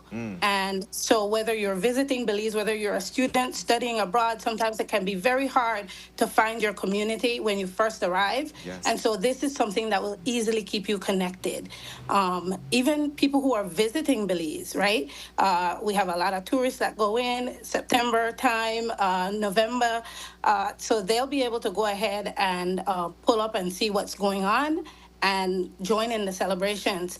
I also wanted to reach out to business owners. This platform also allows you to go ahead and reach a broad audience if you advertise with us. So go ahead, scan the QR code there, or go to 501pulse.com and pull up the app, and you can reach out to go ahead and advertise as well. Nice, perfect. Again, loving this because a lot of our viewers are talking about the struggle of trying to figure out which Facebook page you're supposed to go to, what you're supposed to do. And it's always a thing where it's like, I learned about it a day too late, or I just have one day to prepare for these events. So this app is really just changing the game when it comes to allowing people to connect Belize-wise in the country as well as outside. You know, there are different communities all across the globe, and you want to be able to make sure your event is known to other Belizeans. Imagine you're traveling and you're going to LA and you're wondering what's happening in LA around this time around. You can be able to check it out. So please, I beg you guys, go to the app. We put the QR code there. The website is also in the chat too as well. And we're going to also be posting the QR code when we post this segment. But sign up to it, and if you are able to have an event, please make sure you put it in so that people can know and we can spread the word and tell a friend, tell a friend's friend, so that they can be aware of what 501 Pulse is doing. And again, congrats to all of you guys for making sure we hear a cry, and instead of complaining about it, we be the solution for it too as well, which is always important.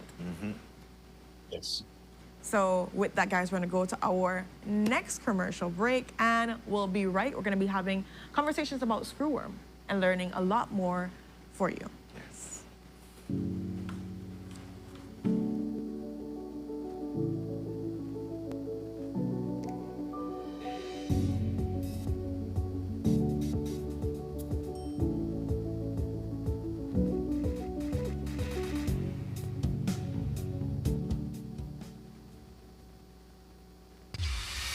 It's here, the ultimate party of the year, as Empire Entertainment and Magnum presents the biggest, I say, the biggest pre-Juve party. Now this is as big as it gets.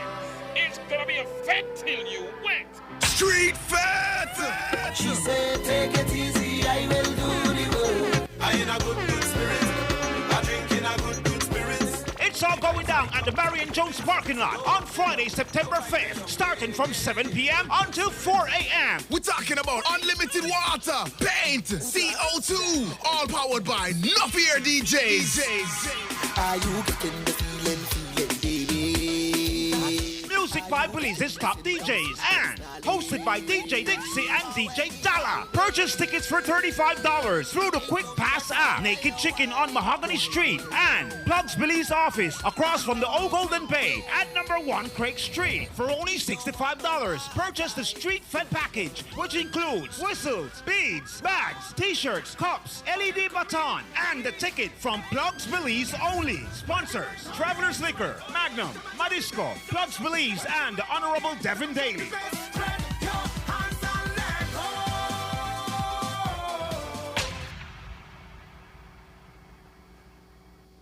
Welcome to the V Department Store. We are conveniently located on Coney Drive in Belize City. That's right on Coney Drive in Belize City. At the V Department Store, we offer a wide variety of groceries, cosmetics, kitchen appliances, kitchenware, electronics, and more. We've also recently expanded to the second floor to better meet your household and office furniture needs. We now have a wide variety of furniture, home decor, and accessories. We have a shared vision for a comfortable and customer-friendly shopping experience. Visit us today and be warmly greeted by our reasonable prices and cordial staff. The V Department Store. Experience the ultimate shopping destination.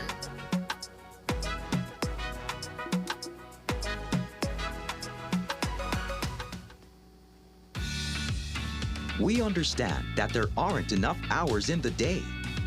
That's why RF&G is working to make the process of renewing your insurance policies easier. WhatsApp the words "Get Started" to 670-8700. We will prompt you to select the service you are interested in. Select the service and answer a few simple questions. An RF&G representative will process your request and follow up with you when your transaction is completed. It's that easy. Use WhatsApp and skip the lines. Remember, it pays to get it right with RF&G Insurance, a Road Group company. Wake up to positivity and inspiration. It's a fresh and diverse twist on your mornings. Tune in to Sunup on 7 every weekday morning at 6:30 a.m. right here on your nation station, Channel 7. It's the morning show you don't want to miss.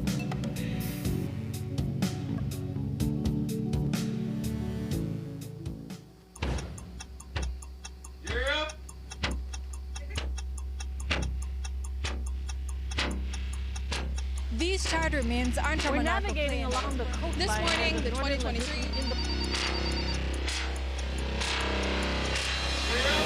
Good evening. Good evening. I'm Sheree Culsel, and here's what's ahead for you on 7 News tonight. We've got details of these and other stories in our newscast for tonight. Good evening. With your news, I'm Indra Crack. Please, you're watching the Nation Station, Channel 7.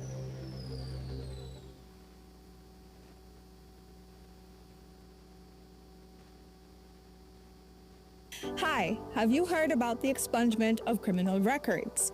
Well, as of August 1st, 2024, the Criminal Records Rehabilitation of Offenders Act allows for you to apply to have certain criminal charges permanently erased from your record.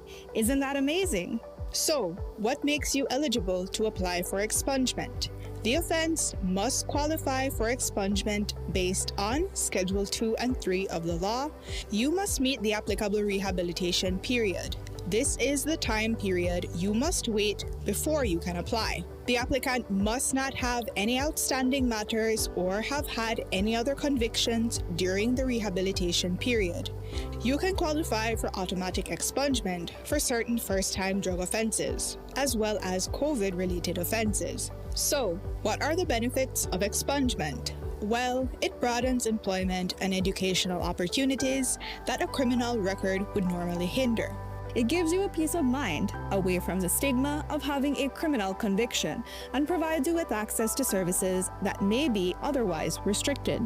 If you have a past criminal conviction, here's what you can do to get it expunged.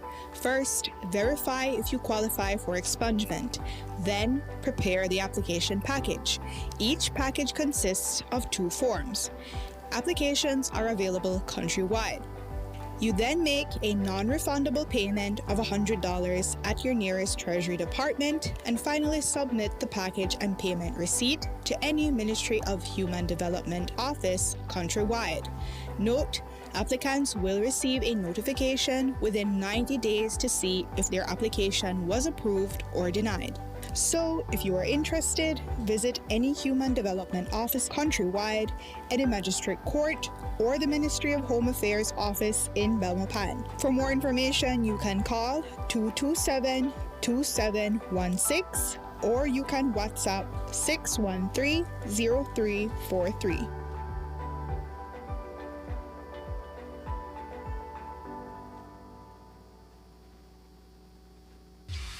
It's here, the ultimate party of the year, as Empire Entertainment and Magnum presents the biggest, I say, the biggest pre-Juve party. Now this is as big as it gets.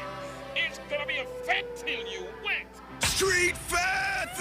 She said, take it easy, I will do the work. I in a good spirit. I drink in a good spirit. It's all going down at the Marion Jones parking lot on Friday, September 5th, starting from 7 p.m. until 4 a.m. We're talking about unlimited water, paint, CO2, all powered by Nuffier DJs. Are you getting the feeling, baby? Music by Belize's top DJs and hosted by DJ Dixie and DJ Dalla. Purchase tickets for $35 through the Quick Pass app. Naked Chicken on Mahogany Street and Plugs Belize office across from the Old Golden Bay at number 1 Craig Street for only $65. Purchase the Street Fed package, which includes whistles, beads, bags, t-shirts, cups, LED baton, and the ticket from Plugs Belize only. Sponsors: Travelers Liquor, Magnum, Madisco, Plugs Belize, and the Honorable Devin Daly.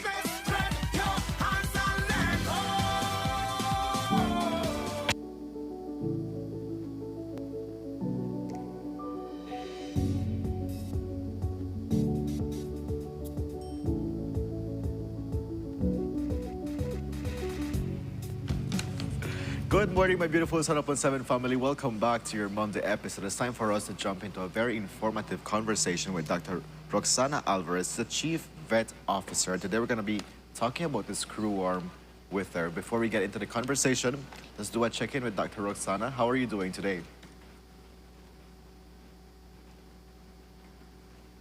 You're muted, so we could not hear what you just said, but... Hi, morning. Hi, good morning. Apologies. It's a beautiful Monday morning. I like that you said it's a beautiful Monday morning. How is your energy from 1 to 10, with 10 being the highest? About 9. About 9. I love that. Very good. On a All Monday, right. I and like it's that. It's the last Monday in... It's the last Monday in August. Really? Okay, yes. Okay, we're just double check. I'm trying to remember myself. Okay, I was okay. trying to check. But I think this is a very timely conversation. We brought up the conversation a lot more last week too as well, when of course the second case of Screwworm was brought up in humans. And of course we saw the great video, very informative video that I believe Ba had put up about the difference between beefworm as well as screwworm, because people are still kind of like understanding it too as well. But I know for you, on the real life, the reality of what's happening on the scene too as well, it's totally different. So I would love to ask you, or just kind of dive into, what is the reality when it comes to trying to get out the education about screwworm right now and dealing with the cases that you guys have been seeing so far? Okay, the majority of our population does not remember screwworm from 30 years ago, and that's understandable. That's okay. We find that this, I want to say, this version of screwworm is a little bit more damaging than maybe that which was 30 years ago. It's had 30 years to evolve, and we find that we have been encountering wounds that are very violent looking. We find that people have not necessarily inspected their animals kind of on a daily basis. We find that we've had a high number of cases in pets. And generally, it is because people haven't had the experience, you know, before, and they've left it unattended for a day or two. And because it is a fly that deposits several larvae in a worm, in a wound, and several is kind of an understatement, because it can go from 1 all the way to 500 larvae. In one wound, you know. Wow. The fly deposits her eggs on the wound or on the mucous membrane, and all of those turn into larvae, and they start to consume, to eat. So it deteriorates rapidly. So we found some very vicious looking wounds, and it is disappointing. But what we've done is that we're working with people as much as possible to have them become aware of the differences between beefworm and screwworm. Beefworm is one larva generally, or two the most, in one wound and in one opening, while screwworm can be up to 500. And we've found a couple of wounds where there are as many as 500 or more larvae in one wound. Wow. Can you share with us how does the transmission work from wildlife to now that we're seeing cases in humans? Well, transmission in general is the same across species, right? Okay. The fly will deposit her eggs on any open wound. This doesn't matter the size. It can be a very tiny wound, a tick bite, a scratch, a scrape, so on, or even mucous membranes. Because we've found infestations in dogs' ears, inside the ears. So that means then that there wasn't necessarily a wound, it was just a nice, moist, warm area. And she deposited her eggs there, and those eggs hatch in between 12 to 24 hours. And they turn into larvae, and they start consuming. So it's not necessarily transmission from animal to animal or animal to humans, but it's more the presence of the fly depositing her eggs on specific wounds or mucous membranes.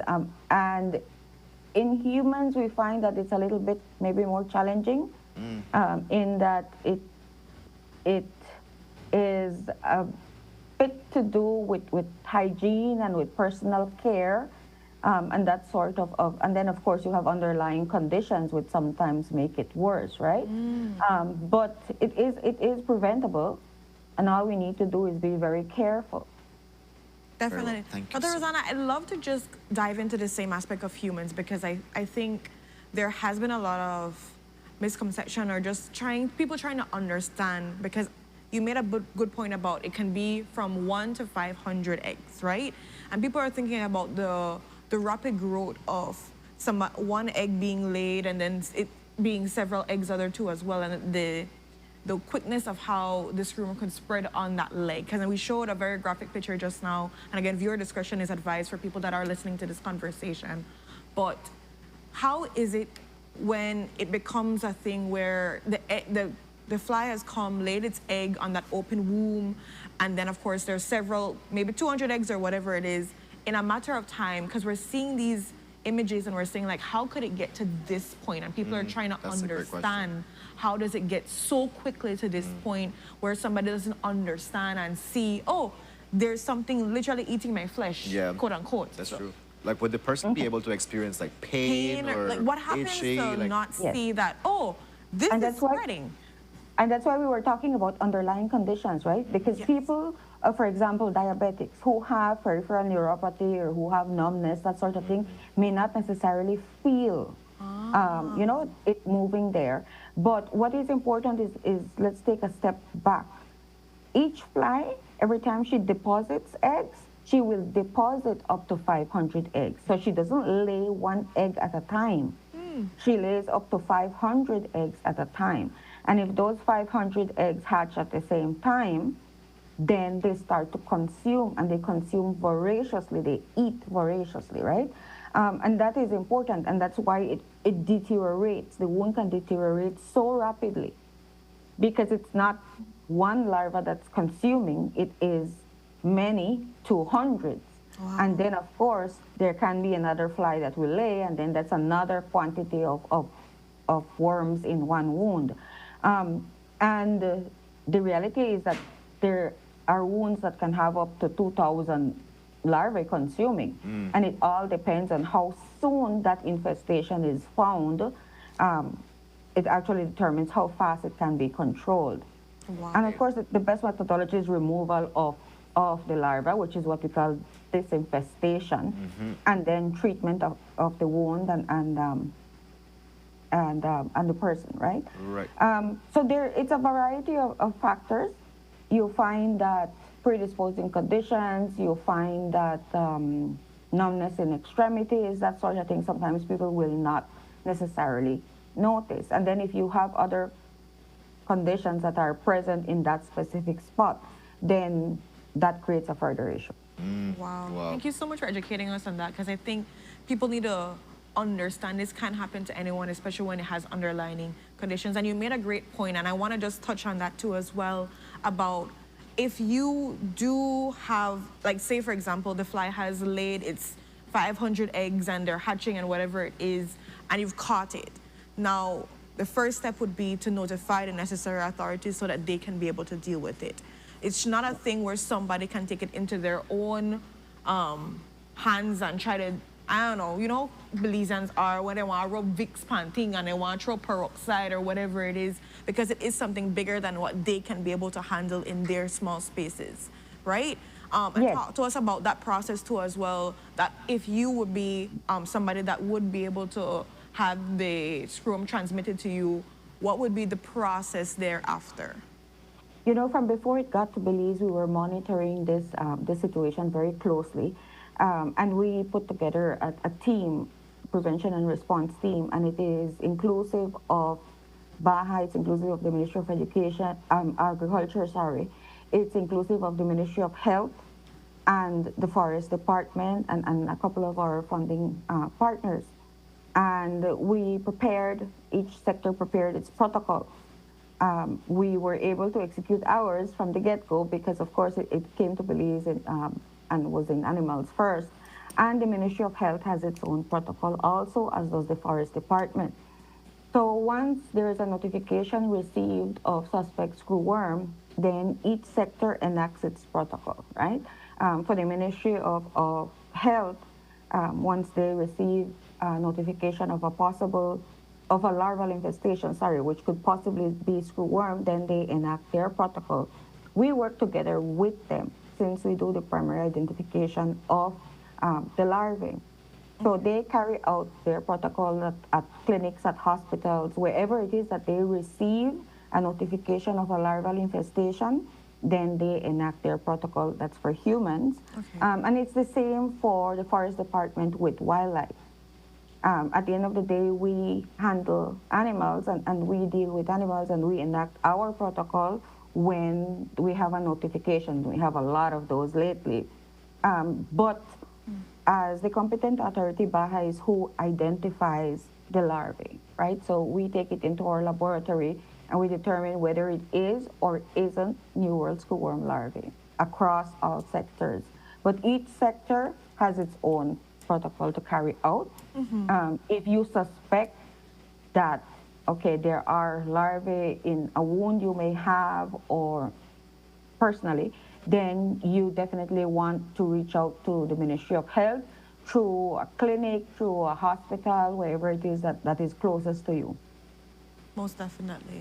Yeah, I'm curious to know, Dr. Roxana, how are we in the control of screwworm? Because like we're talking about it, you're saying we're having more cases being reported, but from your experience working on the ground at the moment, where are we in terms of being able to contain the spread of the screwworm?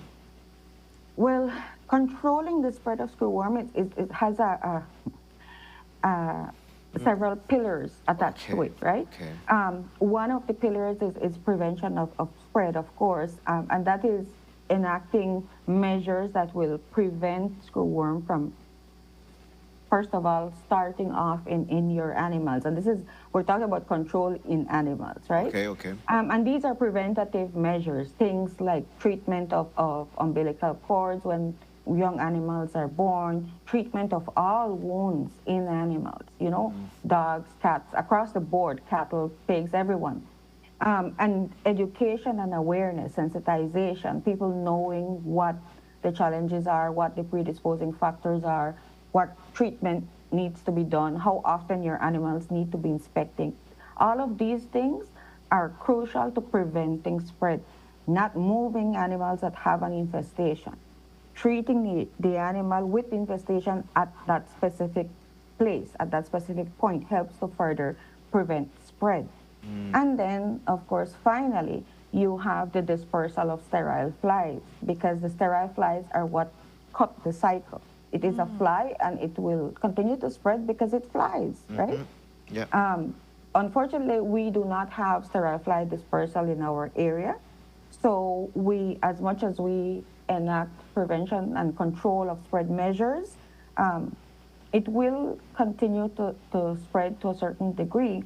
Of course, we have to do our part, because we can actually inspect our animals regularly, treat their wounds, try to make sure that they're not infested.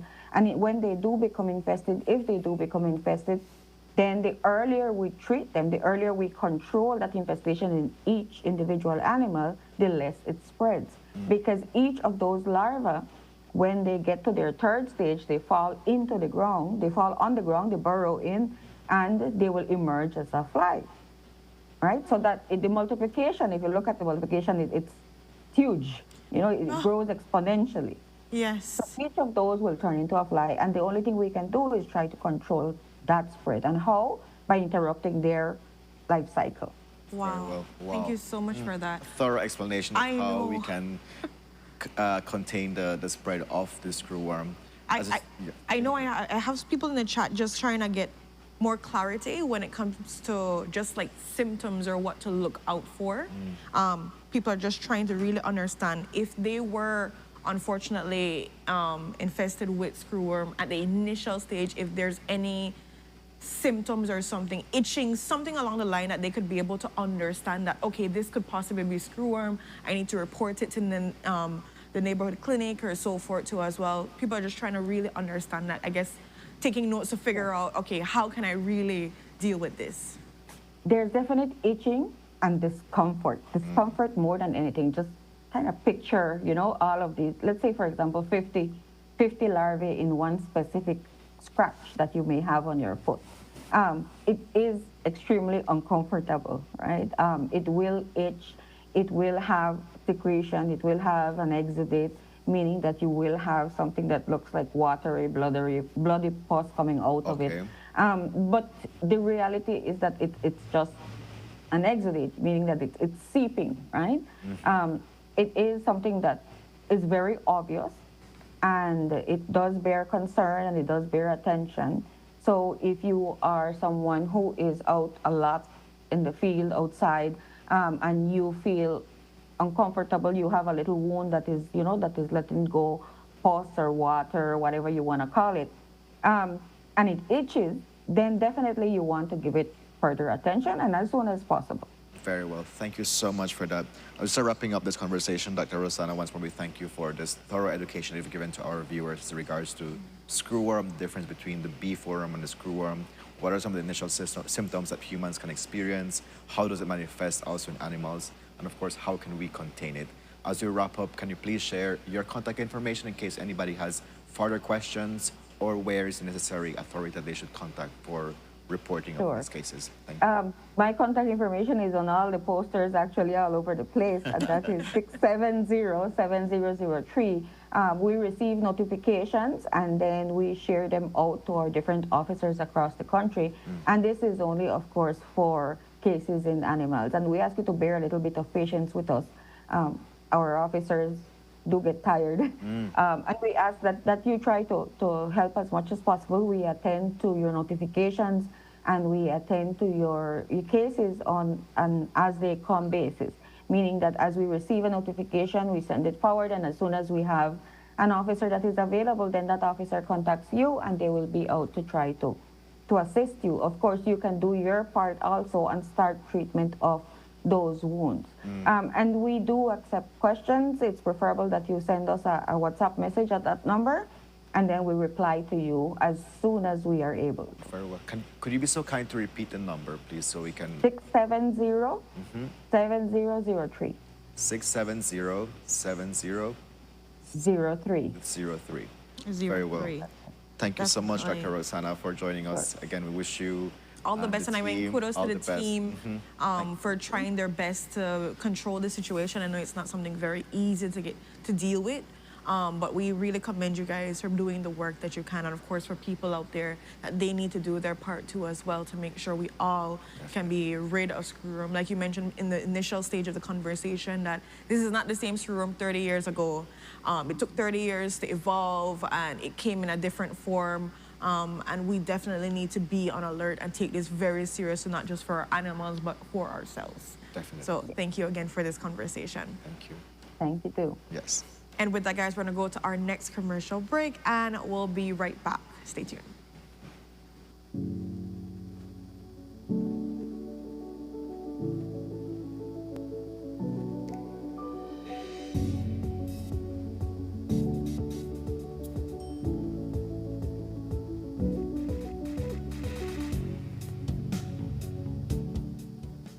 Hi, have you heard about the expungement of criminal records? Well, as of August 1st, 2024, the Criminal Records Rehabilitation of Offenders Act allows for you to apply to have certain criminal charges permanently erased from your record. Isn't that amazing? So, what makes you eligible to apply for expungement? The offense must qualify for expungement based on Schedule 2 and 3 of the law. You must meet the applicable rehabilitation period. This is the time period you must wait before you can apply. The applicant must not have any outstanding matters or have had any other convictions during the rehabilitation period. You can qualify for automatic expungement for certain first-time drug offenses, as well as COVID-related offenses. So, what are the benefits of expungement? Well, it broadens employment and educational opportunities that a criminal record would normally hinder. It gives you a peace of mind, away from the stigma of having a criminal conviction, and provides you with access to services that may be otherwise restricted. If you have a past criminal conviction, here's what you can do to get it expunged. First, verify if you qualify for expungement. Then, prepare the application package. Each package consists of 2 forms. Applications are available countrywide. You then make a non-refundable payment of $100 at your nearest Treasury Department, and finally submit the package and payment receipt to any Ministry of Human Development office countrywide. Note, applicants will receive a notification within 90 days to see if their application was approved or denied. So, if you are interested, visit any Human Development office countrywide, any magistrate court, or the Ministry of Home Affairs office in Belmopan. For more information, you can call 227-2716, or you can WhatsApp 613-0343.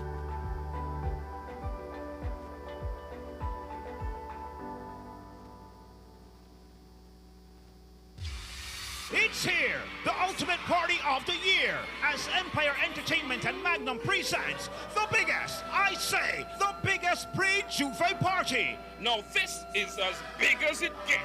It's gonna be a fat till you wet. Street fat! She said, take it easy, I will do the work. I in a good spirit. down at the Marion Jones parking lot on Friday, September 5th, starting from 7 p.m. until 4 a.m. We're talking about unlimited water, paint, CO2, all powered by Nuffier DJs. Are you getting the feeling, baby? Music by Belize's top DJs and hosted by DJ Dixie and DJ Dala. Purchase tickets for $35 through the Quick Pass app. Naked Chicken on Mahogany Street and Plugs Belize office across from the Old Golden Bay at number 1 Craig Street for only $65. Purchase the Street Fed package, which includes whistles, beads, bags, t-shirts, cups, LED baton, and the ticket from Plugs Belize only. Sponsors: Travelers Liquor, Magnum, Madisco, Plugs Belize, and the Honorable Devin Daly.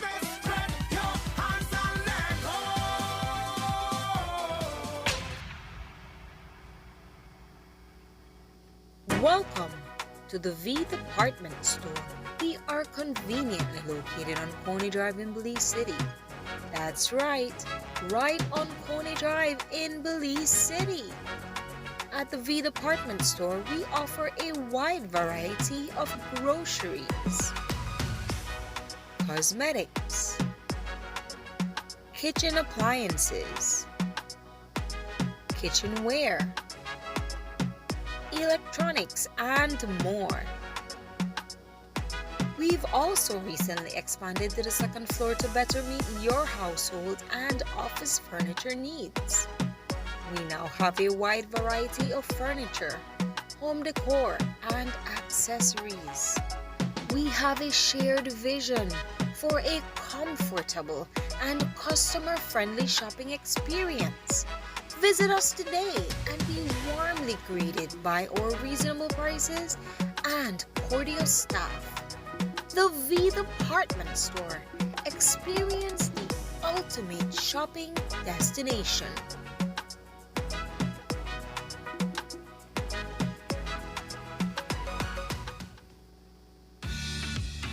We understand that there aren't enough hours in the day.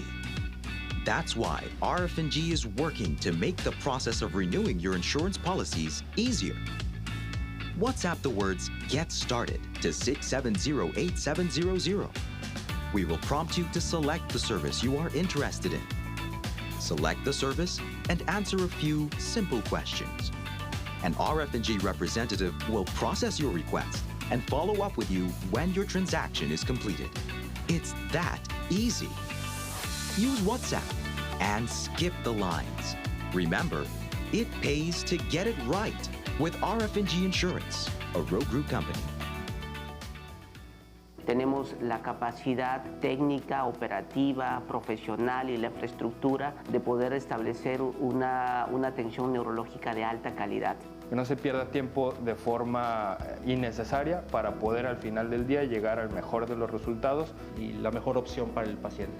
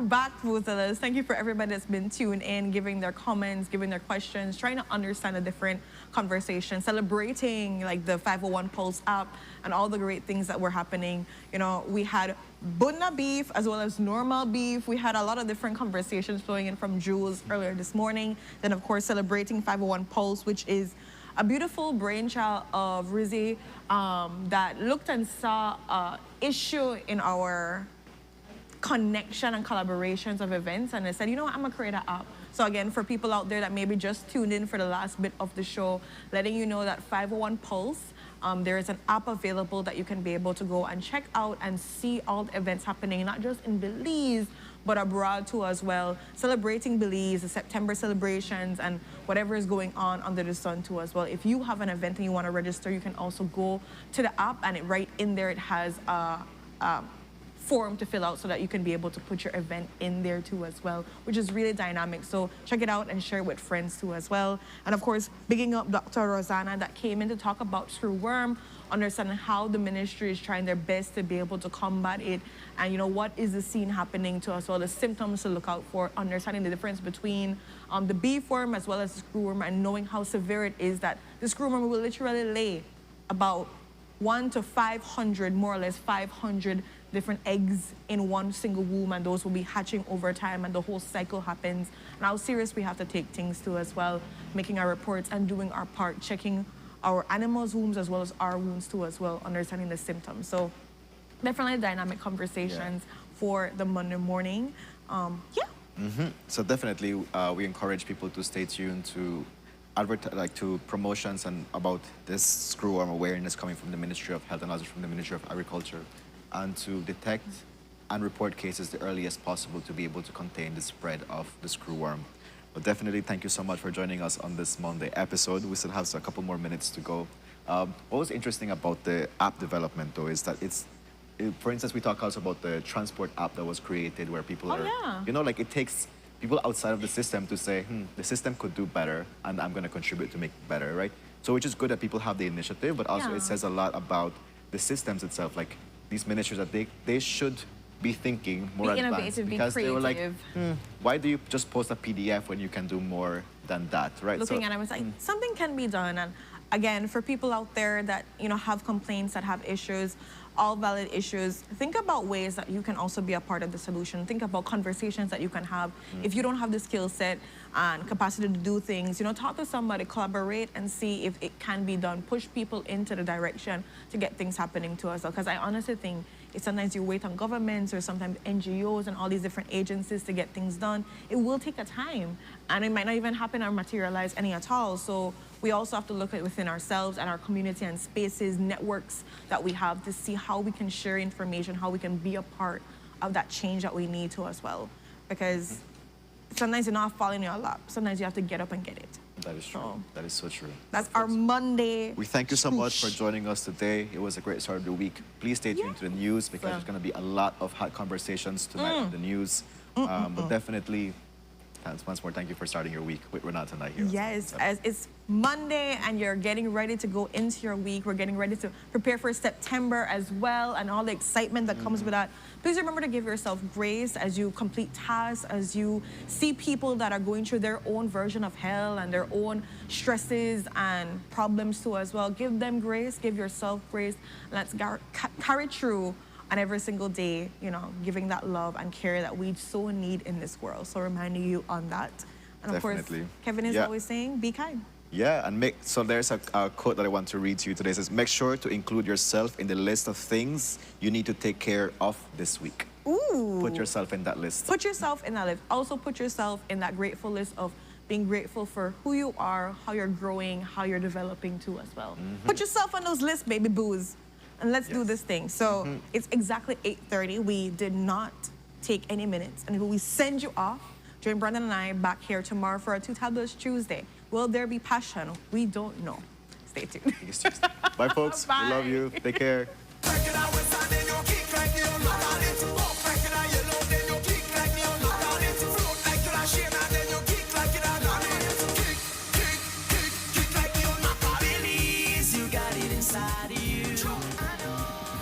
Place to call your home, a place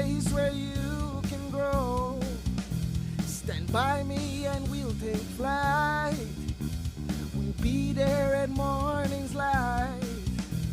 I've got you covered on all concerns we share today. You will discover how the world turns each day. When the sun comes up